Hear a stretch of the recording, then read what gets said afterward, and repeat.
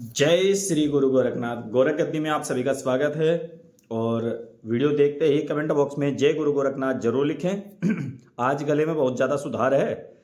और जिनके हमारे व्हाट्सएप नंबर पर मैसेज आया था, उन्होंने अपने विषय में पूछा था, तो आज उनमें से 2 व्यक्ति के विषय में हम आपको बताएंगे। हमने डायरी में जो है नोट कर लिया था और आपको बताएं।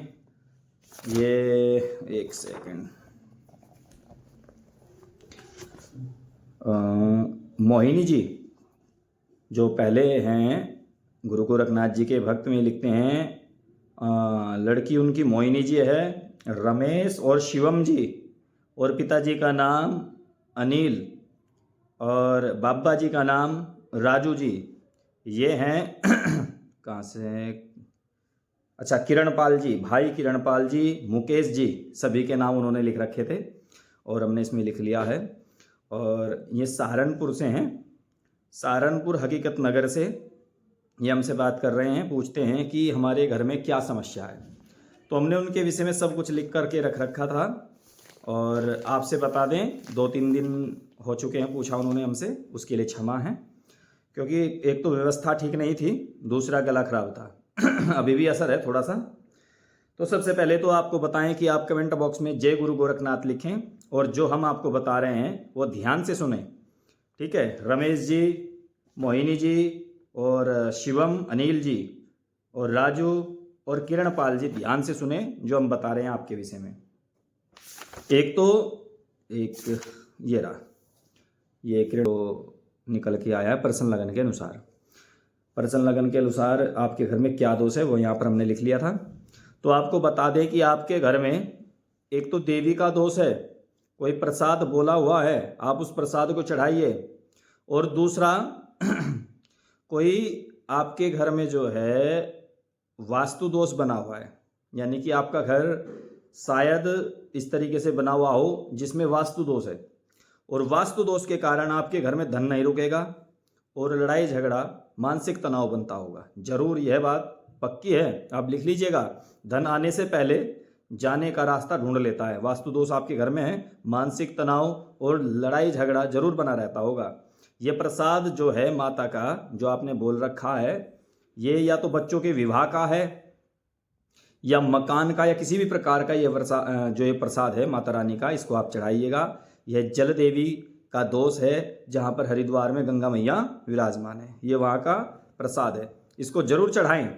और एक छोटा सा उपाय आपको बता रहे हैं, जब आप हरिद्वार जाएं प्रसाद चढ़ाने के लिए, नारियल लें, चुनरी लें और पीले रंग के या लाल रंग के फूल लें और थोड़ा सा प्रसाद, मिश्री, इलायची दाना या पतासीन, तीनों चीज़ों में से कुछ भी ले लें।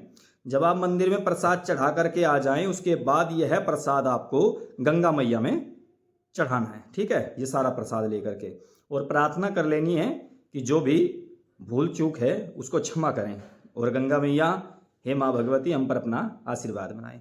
और एक छोटा सा उपाय और बता रहे हैं, वो तो जरूरी है, इसके बिना तो हमारा कोई कार्य नहीं होता है। गुरु गोरखनाथ जी के मंदिर में जाकर 5-7 जितने भी आप फूल लेकर के जाएं और गोरखनाथ जी के चरणों में रखें, उनसे प्रार्थना करें कि हे गोरखनाथ जी, हमारी सभी मनोकामना पूरी करें और जो घर में दोष है वह सभी दूर कीजिएगा।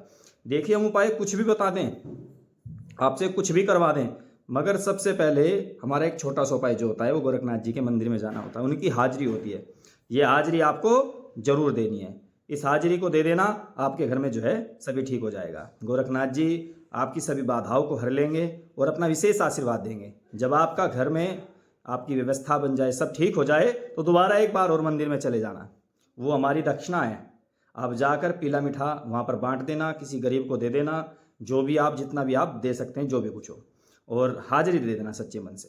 जय गुरु गोरखनाथ। अब बात करते हैं दूसरे यजमान जो हमारे हैं, एक उनका भी पत्रा खोल लेते हैं, देख लेते हैं। उन्होंने हमसे पूछा था सोमवार को, जो ये सोमवार गया इसमें हमने जो है ना लिख रखा है, सोमवार में 4:12 पर उन्होंने हमसे पूछा था शाम के समय। और उनका नाम कहाँ गया, ये रहा, जसवीर जी और उनकी पत्नी राधा जी। अपने बच्चों का नाम लिख रखा है कृष्णा और मयंक, कृष्णा और मयंक। उन्होंने अपने बच्चे की जन्म पत्री हमको भेज रखी है, कि वैसे तो गुरुजी सब कुछ ठीक है, लिख रखा था उन्होंने व्हाट्सएप पर, आप हमारे जो छोटा बच्चा मयंक है उसके विषय में बताइए, वो थोड़ा कम बोलता है, वह थोड़ा कम बोलता है, तो कुछ ऐसा उपाय बताइए या इसकी जन्मपत्री में क्या दोष है जिससे वो जो है अच्छी तरीके से बोल नहीं पाता। बोलता जरूर है मगर बहुत कम बोलता है, तुतला करके बोलता है। देखो हमने वैसे तो जन्मपत्री उसकी देख रखी है, एक उपाय हमने अपनी पहली वीडियो में आपको बताया था, जो बच्चा कम बोलता हो, तुतला कर बोलता हो, हकला कर बोलता हो, उसके लिए। इसकी जन्मपत्री में चंद्रमा की महादशा है, ठीक है, हमने लिख रखा है शुक्र की अंतरदशा, प्रियंतर दशा जो है राहु की है, ठीक है। थोड़े ग्रह जो है, कुछ एक दो ग्रह हैं नीच के हैं, जो बच्चे को अच्छी तरीके से दशाओं का फल प्राप्त होने नहीं दे रहे हैं। तो आपको करना क्या है, ध्यान से सुनना, आपको करना क्या है, एक तो सरस्वती मैया के मंदिर में उसको ले जाना जरूर शुरू कर दें। सरस्वती मैया के मंदिर में लेकर के जाएं, माता रानी के जो चरण हैं उनमें उसका मस्तक रखें, ऐसे मस्तक लगा दीजिएगा चरणों में और उनसे प्रार्थना करें, सरस्वती नमः, सरस्वती नमः, खुद भी बोलें और उससे बुलवाएं। माँ सरस्वती विद्या दायिनी है, और अगर जो में कंठ में विराजमान हो जाए तो इंसान जो है गायक बन जाता है, उसका चारों तरफ नाम होता है, गूंगा भी बोलता है, ठीक है। और मस्तिष्क में विराजमान हो जाए तो सद्बुद्धि प्राप्त होती है, हर प्रकार का ज्ञान उसको मिल जाता है। तो सरस्वती मैया से प्रार्थना करें, उनसे आशीर्वाद जरूर लें। और हमने बताया था कि एक चम्मच लें, चम्मच को उल्टी कर लें, उसके ऊपर जो है शहद लगाएं, शहद लगाने के बाद बच्चे की जीभ को ऊपर उठाएं और चम्मच उसके जीभ के नीचे रख दीजिएगा, और खुद भी बोलें और उस बच्चे को भी कहें। ये उपाय आपको 7 दिन करना है, सरस्वती नमः, सरस्वती नमः, सरस्वती नमः, इस प्रकार इस मंत्र का जाप करवा दें। रोजाना आप 7 दिन इस प्रकार कर दीजिएगा। शहद अच्छा हो, यह क्रिया करने से पहले उस शहद की शीशी को आप जो है भगवान गुरु गोरखनाथ जी के चरणों में रख दें, और एक रात्रि के लिए सुबह ही रख दीजिएगा, और अगले दिन उठाकर सुबह यह उपाय शुरू कर दीजिएगा।